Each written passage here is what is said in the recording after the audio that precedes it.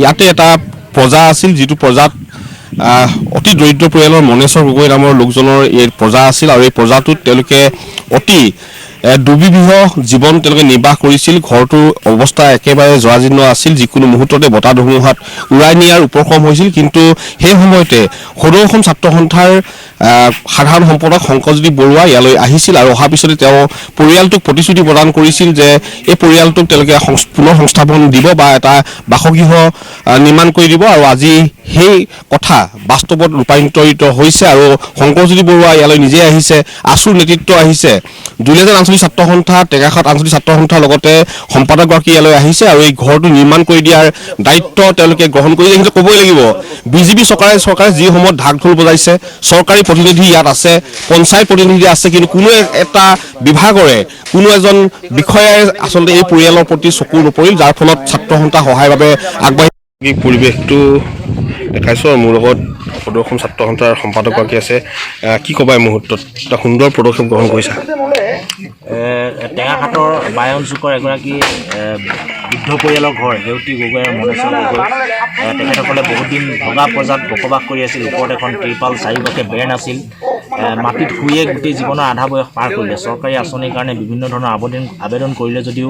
সকলো আবেদন নাকচ কৰিলে, বিভিন্ন অজুহাত দেখুৱাই। গতিকে হিতাধিকাৰীৰ পৰা প্ৰকৃত হিতাধিকাৰী বঞ্চিত হ'ল চৰকাৰী আঁচনিৰ পৰা। আমি ছাত্ৰ সন্থাই খবৰ কৰিবলৈ আহোঁতে তেখেতৰ গোটেই অৱস্থাটো দেখিলোঁ আৰু আমি সেই অনুসৰি প্ৰতিশ্ৰুতি দিছিলোঁ যে ঘৰটো আমি সম্পূৰ্ণকৈ নিৰ্মাণ কৰি দিম। আৰু সেই অনুসৰি আজি ইয়াত উপস্থিত হৈ টিং, বাঁহ, বেৰ সকলোবিলাক লৈ আজি আহি উপস্থিত হৈছোঁ আৰু ঘৰ নিৰ্মাণ কাৰ্য চলি আছে।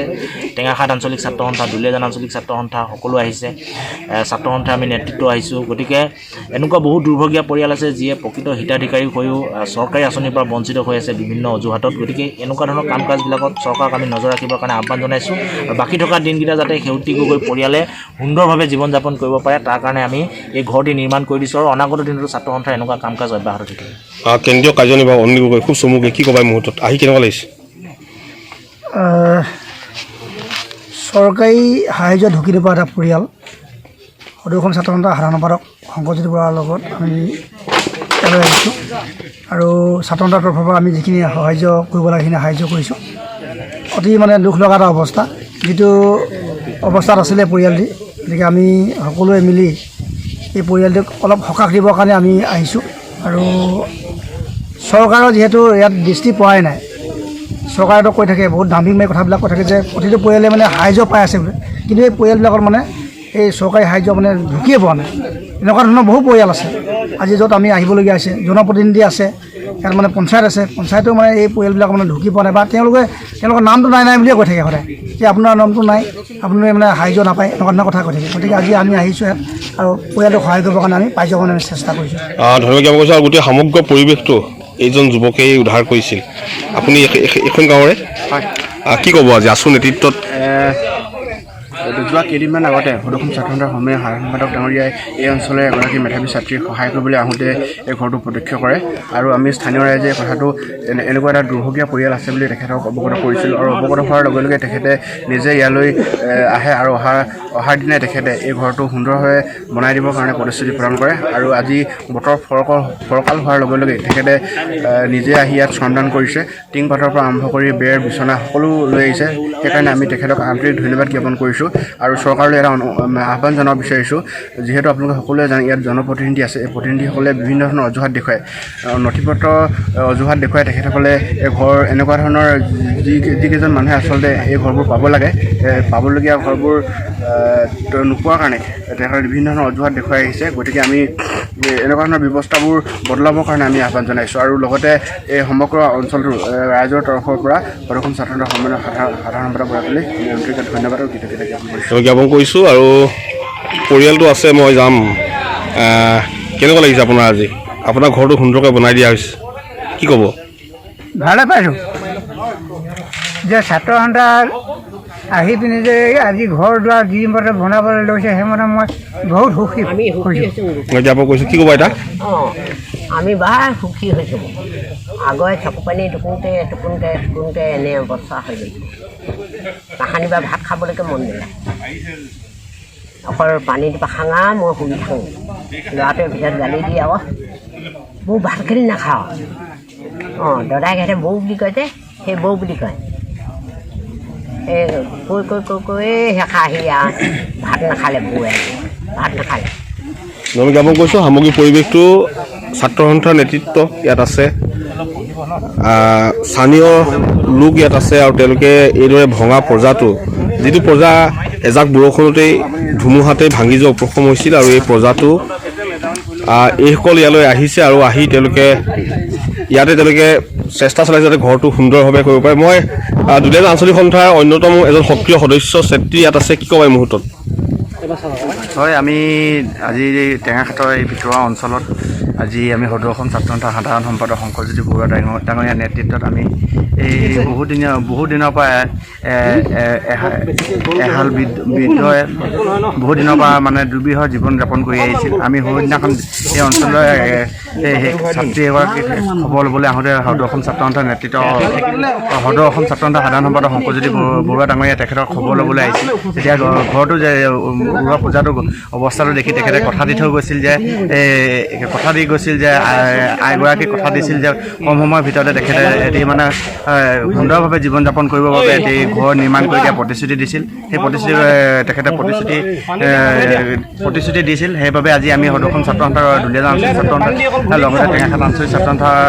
সমূহ বিষয়ববীয়া আহি শ্ৰমদান দি এই বৃদ্ধ আইগৰাকী এই যাতে এটি ঘৰ নিৰ্মাণ কৰিব পাৰোঁ তাৰ চেষ্টা আৰু ক্ষুদ্ৰ প্ৰয়াস কৰি ধন্যবাদ জ্ঞাপন কৰিছোঁ এইসকল ছাত্ৰ সন্থাৰ নেতৃত্ব তেওঁলোকে ইয়ালৈ আহিছে ধনজিত আছে বহু সময় বহু জীৱন বহু বসন্ত তুমি আছু নামতে উচৰ্গা কৰিলা কি ক'বা এই মুহূৰ্তত আজি কেনেকুৱা লাগিছে আজি খুব ভাল লাগিছে আমি দুৰ্ভগীয়া পৰিয়াল এটাক আমি যিখিনি সহায় কৰিব পাৰিছোঁ সেইটো কাৰণে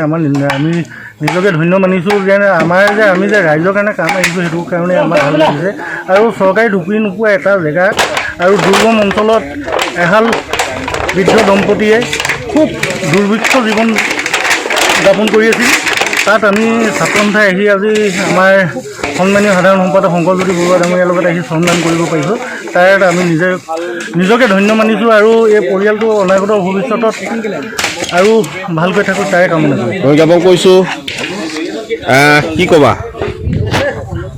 বহুদিন তোমাক লগ পোৱা নাই কেনেকুৱা লাগিছে ভাল লাগিছে এটা দুৰ্ভগীয়া পৰিয়াল গতিকে এনেকুৱা এটা দুৰ্ভগীয়া পৰিয়ালক চৰকাৰৰ আঁচনি ঢুকি নোপোৱা ব্যক্তি পৰিয়াল এটাক আজি সদৌ অসম ছাত্ৰ সন্থাৰ সাধাৰণ সম্পাদকৰ নেতৃত্বত সহায় কৰিবলৈ আহিছোঁ গতিকে নিজকে ধন্য মানিছোঁ মই জ্ঞাপন কৰিছোঁ আৰু দুলীয়াজান আঞ্চলিক সমিতিৰ সভাপতিগৰাকী আছে খুব কৰ্তব্য যাত্ৰা আহোঁতে যথেষ্ট অসুবিধা হৈছে ৰাস্তা পদূলি বেয়া তোমালোকে আছু ইয়ালৈ আহিছা সহায় কৰিবৰ বাবে কি ক'বা এই মুহূৰ্তত দুৰ্ভাগ্যজনক কথা এজিপি চৰকাৰ গ'ল কংগ্ৰেছ চৰকাৰ গ'ল বিজেপি চৰকাৰ এতিয়া চলি আছে কিন্তু তথাপিতো কিন্তু এই গাঁওখনৰ যি সমস্যা বাট পথৰ পৰা আদি কৰি যি সমস্যা আজিলৈকে কিন্তু সমস্যাভাগে থাকিলে আজি আমি এই গাঁৱৰে দৰিদ্ৰ মানুহঘৰক তেখেতসকলক যি ঘৰ এটা আমি তেখেতসকলক বনাইছোঁ লগতে বিচনাৰ পৰা আদি কৰি বিভিন্ন সামগ্ৰী তেখেতসকলক দিছোঁ ছাত্ৰ সন্থাৰ সদৌ অসম ছাত্ৰ সন্থাৰ সাধাৰণ সম্পাদক শংকৰজ্যোতি বৰুৱাৰ নেতৃত্বত আৰু এই দুৰ্ভগীয়া পৰিয়ালটোক সকলো ৰাইজে সহায় সহযোগিতা কৰিবলৈ অনুৰোধ জনালোঁ মই জ্ঞাপন কৰিছোঁ সামগ্ৰিক পৰিৱেশ পুনৰ মই দেখাই আছোঁ আছুৰ সম্পাদকগৰাকী আছে আৰু বৰ্তমান অইলত চাকৰি পাইছে কি ক'বা টেঙাখাট অঞ্চলৰ দুলীয়াজান সমষ্টিৰ অন্তৰ্গত টেঙাখাটৰ এটা ভিতৰুৱা অঞ্চল বাই অঞ্চল আমি আজি এসপ্তাহমানৰ আগত ইয়ালৈ আহিছিলোঁ এটা বিশেষ কামত সদৌ অসম ছাত্ৰ সন্থাৰ সাধাৰণ সম্পাদক শংকৰজ্যোতি বৰুৱাদেৱৰ সৈতে এই অঞ্চললৈ আহোঁতে আমি জ্ঞাত হৈছিল যে এনেকুৱা এটা পৰিয়াল ইয়াত আছে পৰিয়ালটো খুব আপোনাৰ এটা খুব জৰাজীৰ্ণ ঘৰত বসবাস কৰি আছে আৰু ঘৰটো আচলতে বসবাস কৰিব পৰাকৈ যোগ্য নহয় বা ধৰক মানুহ থাকিব পৰা তেনেকুৱা পৰিৱেশ নাই আমি সেইদিনাই লক্ষ্য কৰি গৈছিলোঁ যে আৰু সেইদিনাই আমাৰ নিজৰ মাজত আলোচনা হৈছিল যাতে আমি এনেকুৱা এটা পৰিয়ালক যদি আমি সহায় কৰিব পাৰোঁ আমি নিশ্চয় উপকৃত হ'ব পৰিয়ালটো আৰু সেই মৰ্মে আমি কথা দি গৈছিলোঁ সেইদিনাই আমি এসপ্তাহৰ ভিতৰত এই ঘৰটো নিৰ্মাণ কৰি দিয়াৰ বাবে আজি আমাৰ ছাত্ৰ সন্থা সকলো সতীৰ্থ আহিছে নাহকতি টেঙাখাট আঞ্চলিক ছাত্ৰ সন্থা আহিছে দুলীয়াজান আঞ্চলিক ছাত্ৰ সন্থা আমাৰ সতীৰ্থসকল আহিছে আৰু সদৌ অসম ছাত্ৰ সন্থাৰ সাধাৰণ সম্পাদক শংকৰজ্যোতি বৰুৱা ডাঙৰীয়া নিজে আহি আজি ইয়াত উপস্থিত আছে তেখেতে নিজে ইয়াত চোৱা চিতা কৰিছে নিজে হাতে কামে লাগিছে হাতে কামে লাগি আজি এই ঘৰটো নিৰ্মাণ কৰি দিবৰ কাৰণে ব্যৱস্থা গ্ৰহণ কৰিছে আমি আশা ৰাখিছোঁ আমি এটা খুব আটক ধুনীয়া ঘৰ নিৰ্মাণ কৰি দিব নোৱাৰিলেও তেখেতসকলে এটা সুস্থ পৰিৱেশত স্বাস্থ্যসন্মত বিজ্ঞানসন্মত পৰিৱেশত যাতে বসবাস কৰিব পাৰে তেনেকুৱা এটা গৃহ নিৰ্মাণ কৰি দিবৰ বাবে আমি সক্ষম হ'ম যথেষ্ট ধন্যবাদ জ্ঞাপন কৰিছোঁ আৰু পৰিৱেশ চক এইসকল আছু সদস্য কোনো মিস্ত্ৰী নোহোৱাকৈ তেওঁলোকে মছলা তৈয়াৰ কৰা হৈছে পকী খুঁটা তেওঁলোকে নিৰ্মাণ কৰিব আৰু নিৰ্মাণ কৰি ঘৰটোৰ সুন্দৰভাৱে নিৰ্মাণ কৰাৰ ক্ষেত্ৰত তেওঁলোকে পদক্ষেপ গ্ৰহণ কৰিছে আৰু সামগ্ৰিক পৰিৱেশটো আমি আপোনালোকক দেখাবলৈ সক্ষম হৈছোঁ